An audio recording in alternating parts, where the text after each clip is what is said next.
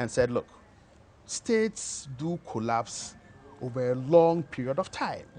So in doing peacekeeping research, we need to go a couple of steps back and say, what are the processes and mechanisms that undermine states and that weaken states? Now, in doing that kind of research, we've now shifted on into dealing with issues of small arms and light weapons, into transnational groups, narcotics, and all those things. So our work on oil and gas in Ghana, we look at it through the preventive lens. Yes. So since July last year, we've been running around the Western region, for example, talking to stakeholder groups, talking to chiefs, talking to the... but who is responsible for preparing this? I want the institutions... Well, I mean, you see, this country is one of the few in West Africa with a multiplicity of security and intelligence but that's part of the problem, isn't it? Or no, not necessarily? It's the leadership that is poor. The leadership of these institutions? It's the leadership of the institutions and the regulations governing them. Let me give you an example. Yeah.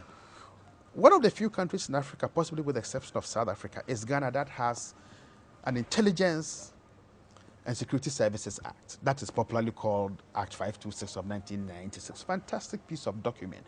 But 15 years on, we need to look at it because they are part of the structures that just don't work. You know, in every village or town in this country, you would find a security agent. Is that the case? That is the case. That who writes a report of sorts, okay, that goes to the district.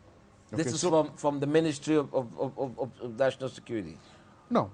At the district level, it's that district security council. Yes, it's headed by the district chief executive. Right. It's made up of the local SEPS guy, police officer, fire service, immigration, blah, blah, blah, blah, blah. So probably about 10 to 15 people all gathered around a table. That's the committee, that's the security committee for the area. Now, the mistake we are making is that not all these guys have been given proper security training in terms of the analysis. But isn't that and obvious? that is where the challenge is. But that happens all the time. Why do people think anybody can do anything? You have to have people who are trained for a thing. Because as soon as you started telling me DC and so on, what do they know about security? Oh, but they are the political heads. I agree, they must be involved, but really it takes more than that, doesn't it? Yes, it certainly does.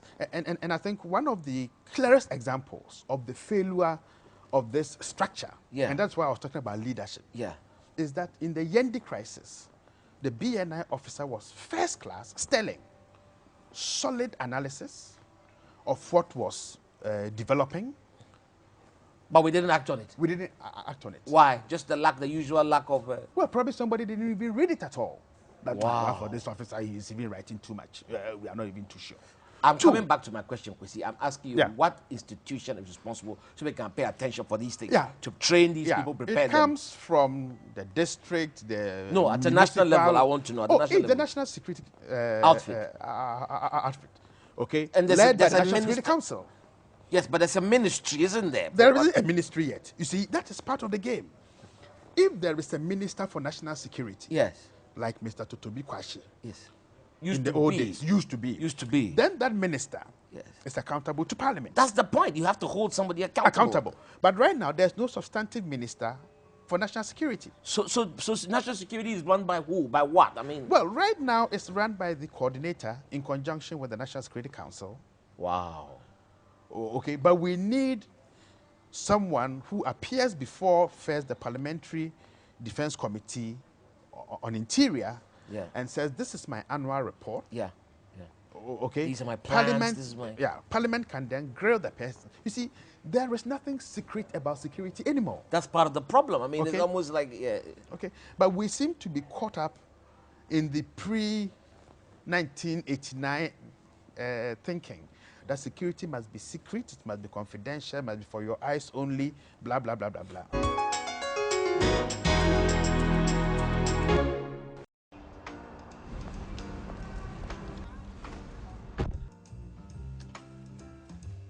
Better than cream cheese and bagels, better than honey on bread, better than champagne and pretzels, better than breakfast in bed, better than chili rellenos, better than chocolate eclairs, better than hothouse tomatoes, better than fresh bartlett pears, better than dining a la carte or simply gastronomic art, better than anything being in love.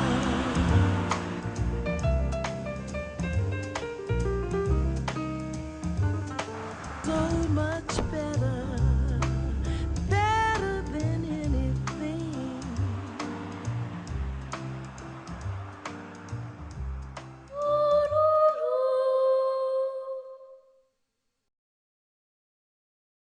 Are you in need of credible and relevant business information to make vital decisions? Or do you wish to reach Ghana's upmarket business and consumer segment with your product and services? Subscribe to and advertise in Business and Financial Times today, Africa's leading source of credible and relevant business information.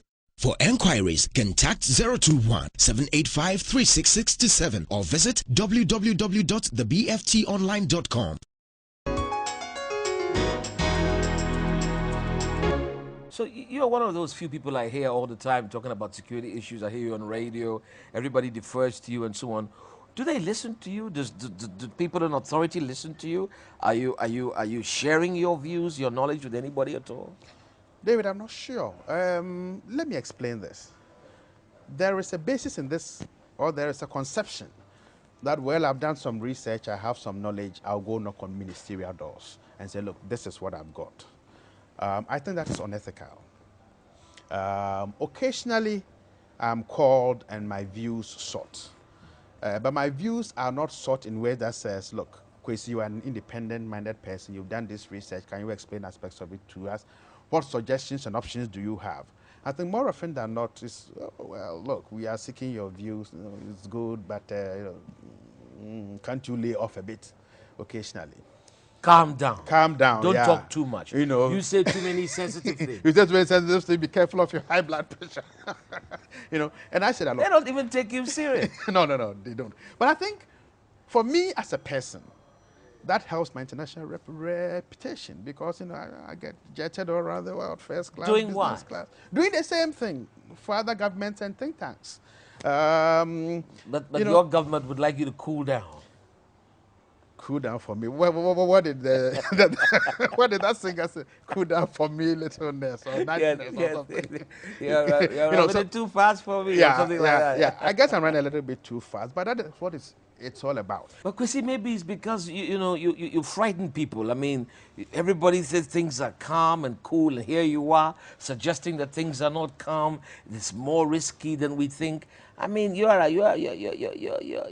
what do they call people like you? What, a monger, scaremonger? Scaremonger, yeah. Do you get accused of that? No, really. On a serious note, I mean, could that be the problem? I mean, and are we making a mistake of thinking about you in those terms? I presume so. No, I think it's a terrible mistake. I don't speak what I don't write, and I don't write what I can't talk about. But you're publicly. frightening us. You're frightening us. You're saying that there are things can break out into conflict much easier than we think. That is conflict prevention. Conflict prevention is about proactive knowledge and the ability to use that knowledge to ensure that conflict does not break. So you focus on what we must do to fix that as well, don't you? I am a fixer, yes. You are a fixer. I'm a fixer. And I've stretched my hand out to every single Ghanaian government that I'm ready to help and to support. Doesn't matter but which I'll do government. that irrespective of which you don't government. get caught in that business. I will never get caught in that Ghana, business. When you are here, you are not there. When you are there, you are not here. No, I just enjoy my simple food. After teaching at the police headquarters, I'm going to eat my chop bar, go to my mom, you know, eat a bit of food with her, you know. So I'm a man with very simple tastes. Yeah. But I've got an iron will because I think I'm a Ghanaian. I'm proudly Ghanaian, and I get the best way to help this country is to be honest and truthful in my analysis and also in my policies.